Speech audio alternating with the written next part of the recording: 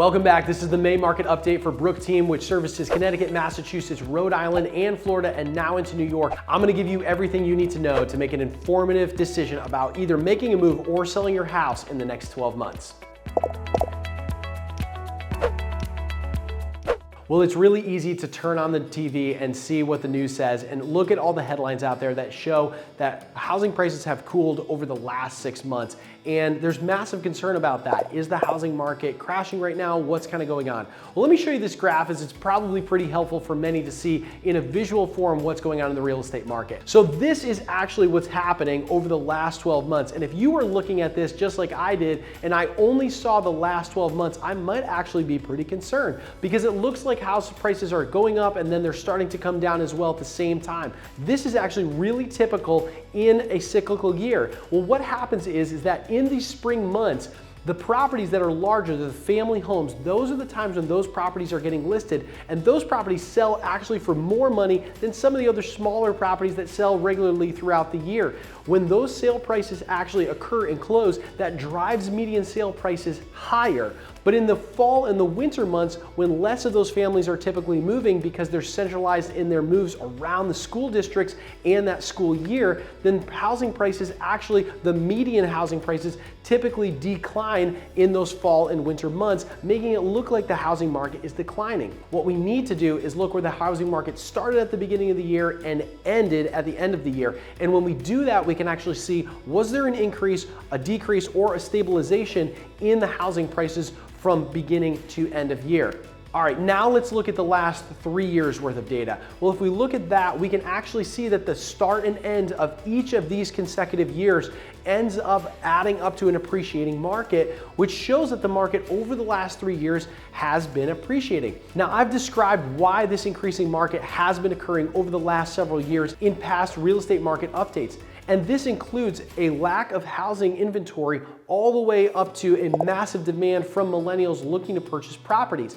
Now, if this continues to occur, housing prices can only appear to increase, but that's not happening everywhere throughout the country. Now, why is this? Well, people are, number one, migrating to and from different areas around the country, which is causing influxes in supply and demand, which is going to make things look like either places are crashing or immensely increasing. That's not what's happening. In fact, of the number of active listings currently on the market in the entire United States, as of March 2023, there were only 562,000 active listings. This is significantly down from years prior when there was approximately 1.1 to 1.4 million homes on the market. This means that with such low supply and high demand for people to become homeowners, especially in the millennial age bracket, that's why we're seeing multiple offers on many properties throughout the country. Now, if this is not the case, then it is typically the act of overpricing that has occurred, or a migratory pattern where people are not moving to an area as significantly as they were in years past. So what does this mean over the course of the last 5 years or 10 years? Well, let's take a look at the graph here. This is the data for the last 10 years and what's happened. Not only can we see an increase in the pricing that's happening, we're also seeing the fact that every single year there happens to be an increase in the price and then a decrease in the price. This leads us to the typical and human feeling of, I don't want to buy at a high and I also don't want to sell at a low. Well, timing your house pricing is best done with a real estate professional. That's what we're here for. Brooke team agents are trained specifically on how not only to list your house with a specific list price strategy, but also when is the best time to purchase property and timing that with your family's needs. Definitely reach out if you've been considering at all a move in the next 12 to 24 months. All right, so let's keep looking at the data, because many people are worried that as housing prices increase, that we may be headed for another housing crash, as was similar with 2008. Well, this is 2008.